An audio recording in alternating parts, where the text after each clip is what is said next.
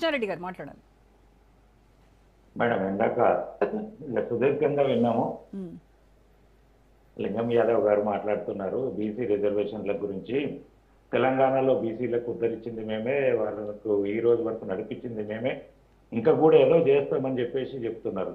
అసలు ఇక్కడ కాంగ్రెస్ పార్టీకి రేవంత్ రెడ్డి గారి సర్కార్కు ఒక విధానపరమైన నిర్ణయం లేదు. బీసీలను ఎలా మోసం చేయాలి, దగా చేయాలి, వాళ్ళను మాయ మాటల మత్తులో దించి ఓట్లు వేసుకోవాలనే ఉద్దేశం తప్ప ఫస్ట్ జీవో తీసుకొచ్చారు 42% రిజర్వేషన్ అని.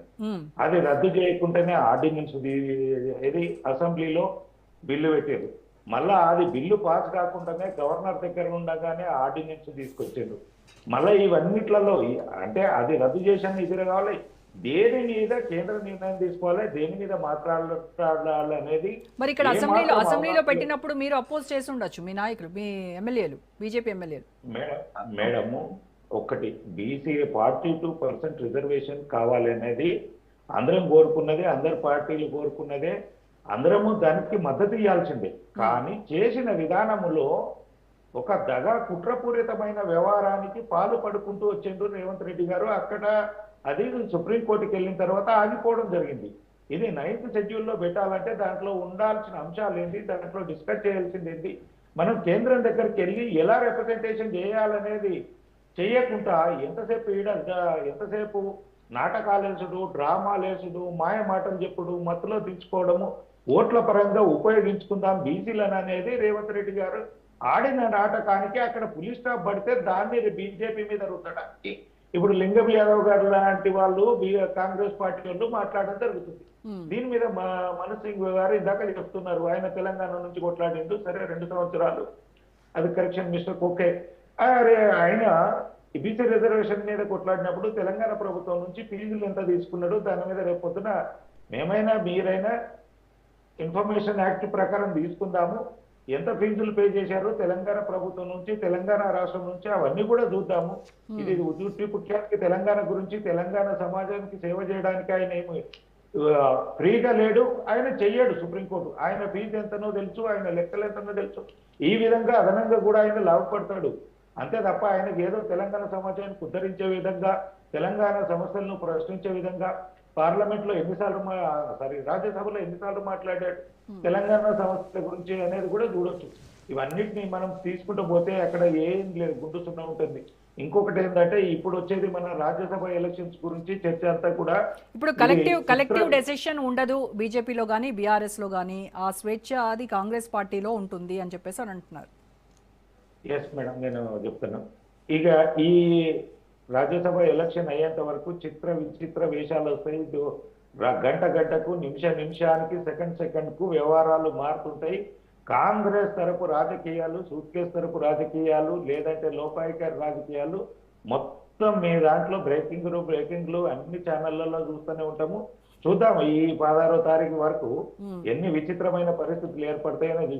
బీజేపీ అనేది ఇక మా పార్టీ గురించి మాట్లాడేటప్పుడు లింగం యాదవ్ గారు అసలు ఒకప్పుడు కాంగ్రెస్ పార్టీ అంటే ఏంది, పొలిటీ బ్యూరో అంటుండే, ఆ పొలిటీ బ్యూరో మెంబర్స్ నిర్ణయం తీసుకుంటుండే, వాళ్ళంతా ఎటు పోయింది, ఓ సిడబ్ల్యూసి అంటుంటుండే, ఏఐసిసి ఉంటుంది, అసలు ఎక్కడ పోయింది, ఎప్పుడు లేదన్నా కరెక్షన్ కాంగ్రెస్ పార్టీలో ఎప్పుడు కూడా సిడబ్ల్యూసి 5 మెంబర్స్ కమిటీ ఉంటుండే, దాని మీద కలెక్టివ్ నిర్ణయం జరుగుతుంది.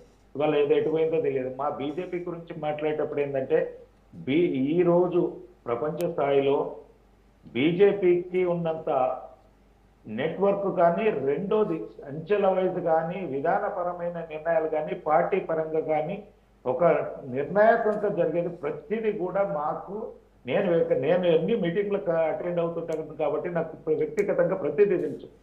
ఏదైనా సరే మీటింగ్ పెట్టకుండా ఎక్కడ నిర్ణయం తీసుకోలేరు. రెండోది మాకు ఫోన్ కాల్ వస్తుంది, నిర్ణయం తీసుకునే ముందు కూడా డిస్కషన్ జరుగుతుంది, ఎలాబరేట్ గా జరుగుతుంది. అదంతా బయటకు చెప్పలేము. కానీ ఈ నితిన్ నవీన్ గారిది జరిగేటప్పుడు కూడా అన్ని రాష్ట్రాల నుంచి సంప్రదించడం కానీ, అన్ని సంఘాల నుంచి, మాకున్న ఆర్ఎస్ఎస్ కానీ, మాకున్న అనుబంధ సంఘాల నుంచి, ఇవేందో మాకు ప్రతిదీ ఏబీవీపీ నుంచి కూడా, బీజేవైఎం నుంచి అన్ని మాకు ఏవైతే మోర్చాలు ఉన్నాయో ప్రతి మోర్చా కూడా మాకు కన్సర్న్ తీసుకుంటారు. మీరు చూడండి, ఏ పార్టీలో లేదు మేడం. మండల్ మోర్చాలు మా పార్టీకి ఉన్నంత కిసాన్ సెల్ నుంచి కానీ ఎస్సీ ఎస్టీ బీసీ మైనార్టీ మోర్చాలు మాకు 18 మోర్చాలకు ప్రతి మండల్లో ఒక అధ్యక్షుడు ఖచ్చితంగా ఉంటాడు. లేని మండలి ఏదైనా ఉన్నదంటే మాకు చెప్పండి, నేను ఇప్పుడే మాట్లాడతాను. అంత క్యాలిక్యులేటివ్ గా అంత నిర్ణయాత్మకంగా బీజేపీ ఉంటుంది.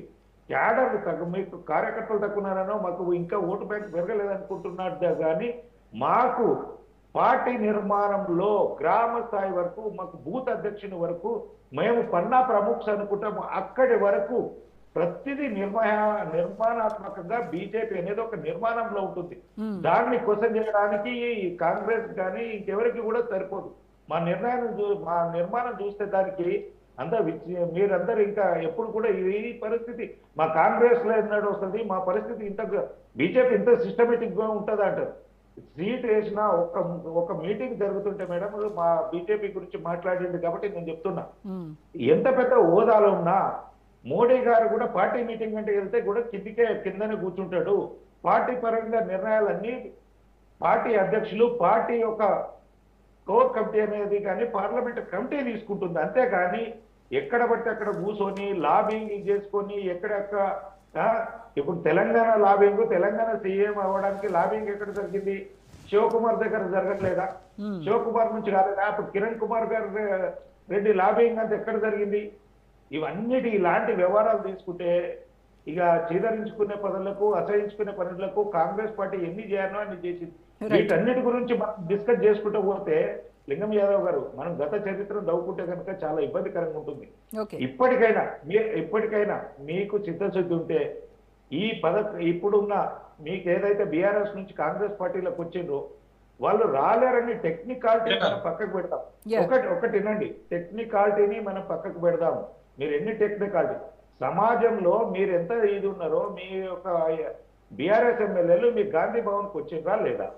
మీరు బీఫాములు మొన్న స్థానిక సంస్థల ఎలక్షన్ లో మున్సిపల్ ఎలక్షన్ లో బీఫాములు ఆ ఎమ్మెల్యేలకు కొందరికి ఇచ్చిండ్రా లేదా? వాళ్ళు ఎవరికి బీఫాములు ఇచ్చిండ్రు? ఇది అంతా స్పష్టంగా కనబడుతుంటే ఏదో స్పీకర్ నిర్ణయాన్ని మనం క్వశ్చన్ చేయలేం కానీ టెక్నికాలిటీని చూపించి కాదు, మీ ఆత్మసాక్షిని అడగండి. వాళ్ళు పార్టీ మారారా లేదా? మనము 100 పేపర్ల మీద పెట్టము. ఒకటి వినండి, మనం పొద్దున్న లేస్తే ఒక 100 పేజీల మందం మాట్లాడతాము, 1-2 పేజీలు కూడా మనం రాయము. మాటకు వాల్యూ ఉంటుంది, చేతలకు విలువ ఉంటుంది. ఏం చేసింది అనేది ప్రతిదీ కాగమితం మీద ఫోటో మీద ఉండదు. మనం చెప్పే దాని మీద మన ప్రవర్తన మీద వరకు డిపెండ్ అయి ఉంటుంది. వారందరూ మీ పార్టీలో జాయిన్ అయ్యారు, ఇది వాస్తవము. మీరు గ్రహించండి, వాళ్ళని డిస్క్వాలిఫై చేయండి. ఉప ఎన్నికలకు వెళ్ళండి. మీరు ఏదో మొత్తం గెలుస్తాము, మేము ఉప ఎన్నికలలో గెలుస్తున్నాము, వేరే పార్టీలకి ఏం రాలేదు గత ఎలక్షన్ లో మేము. ఓకే, రైట్ అండి, రైట్. కృష్ణారెడ్డి గారు, లింగం యాదవ్ గారు మాట్లాడాలి. ఒక్క నిమిషం, ఒక్కటే